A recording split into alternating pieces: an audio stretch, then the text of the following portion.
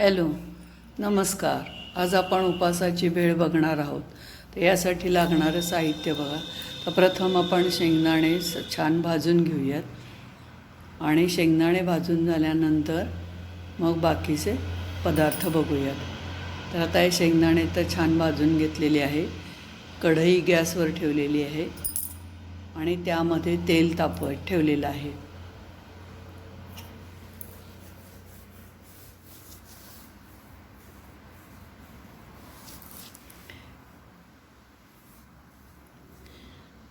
आता हे तेल तापले किंवा नाही म्हणून यासाठी आपण थोडीशी एक पापडी त्याच्यामध्ये घालूयात आणि तेल तापल्यानंतर बाकीचं साहित्य आपण तळून घेऊयात.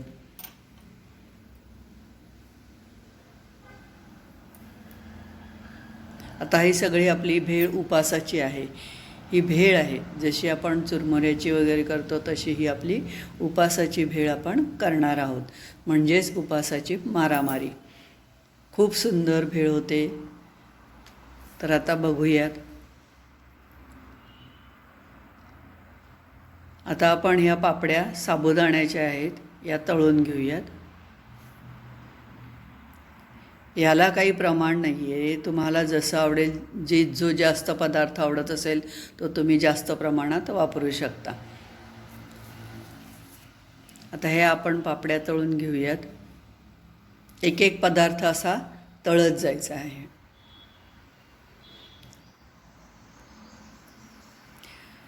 छान तेल निथळून घ्यायचं, म्हणजे तेलकटपणा कमी होतो.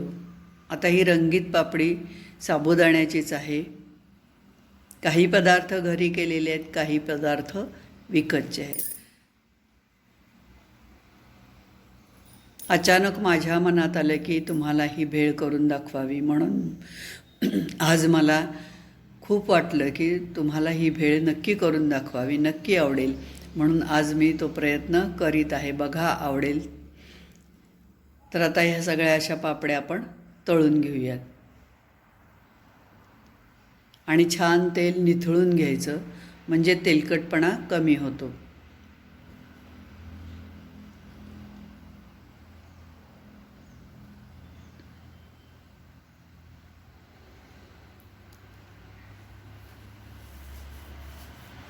आता हे बटाट्याचे पापड आहेत, हे पण त्यामध्ये तळून घ्यायचेत.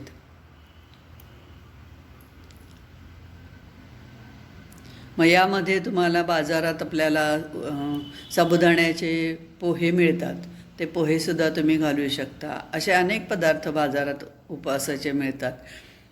राजगिऱ्या, फोडलेला राजगिरा मिळतो, तो सुद्धा तुम्ही घातला तरी चालेल. मी घातलेला नाही, पण तो सुद्धा असा भाजलेला छान फोडलेला असतो, त्यामुळं तो तळून घ्यायचा काही प्रश्न राहत नाही. तो नुसता कोरडा जरी घातला तरी चालेल. तर आता या पापड्या आपण तळून घेऊयात.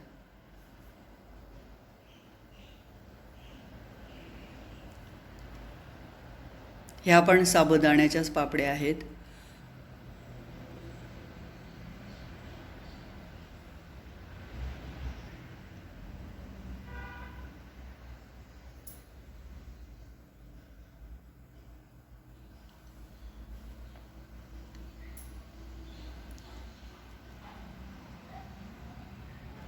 आता साबुदाणा जो मिळतो, तो साबुदाणा आपण याच्यामध्ये तळून घ्यायचा आहे. मोठा साबुदाणा असतो, लाह्या त्याच्या मोठ्या होतात, पण तळण्याच्या आधी ऊन जर असेल तर त्या उन्हामध्ये 1-2 तास ठेवला ना, तो पटपट असा फुटतो, तळला जातो आणि आतूनसुद्धा मऊ छान होतो, म्हणजे कडकपणा राहत नाही. म्हणून तो उन्हात ठेवायचा. तर असा आता आपण दुसऱ्या वेळेला परत तळून घेऊयात. असं 2दा साबुदाणा तळून घेतलेला आहे. साधारण अर्धी वाटी, बारीकी वाटी घ्यायची, अर्धी वाटी तळून घ्या. त्याचा खूप होतो, त्यामुळं थोडासाच घ्यायचा साबुदाणा. पण तो छान तळून घ्यायचा, नाहीतर मग आतमध्ये असा कच्चा राहतो आणि मग दाताखाली असं कचकच लागते. त्यामुळं तो छान तळला गेला पाहिजे.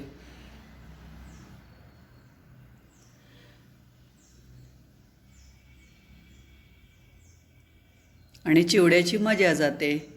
कचकच लागल्यामुळं. आता बटाट्याचा किस आहे, तो कच्च्या बटाट्याचा किस आहे, तो आता तळून घेऊयात.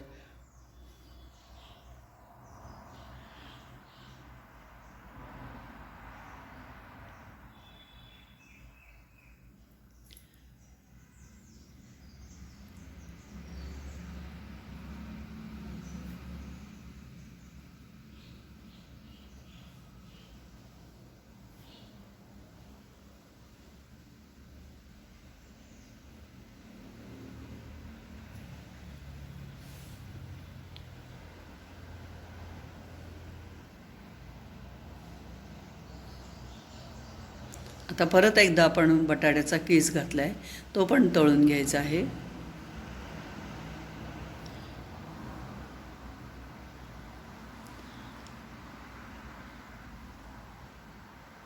हे आपले पदार्थ बघा, साबुदाणा झाला, साबुदाण्याच्या पापड्या झाल्या, बटाट्याचा किस झाला आणि बटाट्याचे पापड झाले.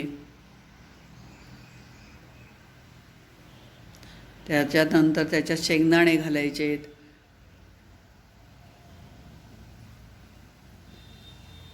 आता हा सगळा आपण एकत्र सगळा तळून घेतलेला सगळे पदार्थ आहेत. हे सगळे पदार्थ आता आपण छान एका मोठ्या भांड्यामध्ये, परातीत मोठ्या भांड्यामध्ये, पसरट भांड्यामध्ये काढून घ्यायचे आणि असे बारीक करायचं. त्याला ज्या पापड्या असतात ना, त्या बारीक झाल्या पाहिजेत.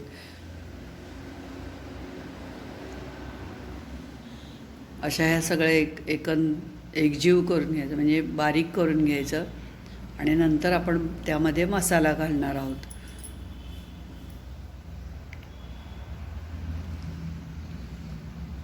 म्हणजे तुम्हाला जसं आवडत असेल तसं तो त्या प्रमाणात तुम्ही बारीक करू शकता.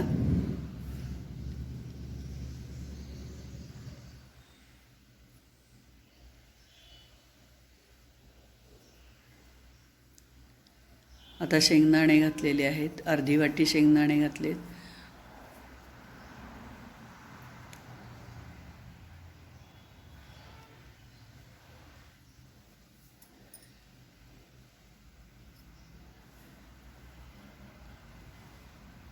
चवीनुसार पिठी साखर तुम्हाला हवी असली तर घाला, नाही घातली तरी चालेल, पण चव छान येते. चवीनुसार मीठ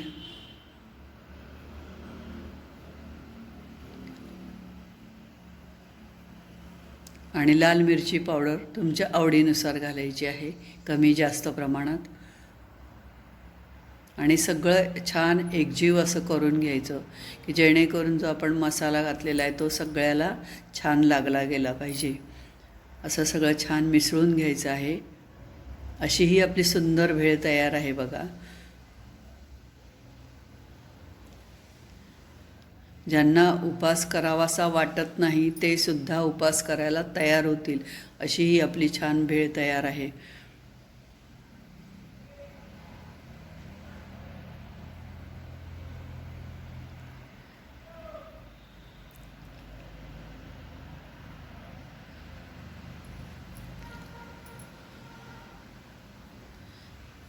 मात्र थोडं थंड झाल्यानंतरच त्या डब्यामध्ये भरून ठेवा, कारण गरम असताना भरली तर मऊ होण्याची शक्यता असते. त्यामुळं थंड झाल्यानंतर हवाबंद डब्यामध्ये भरून ठेवायचे.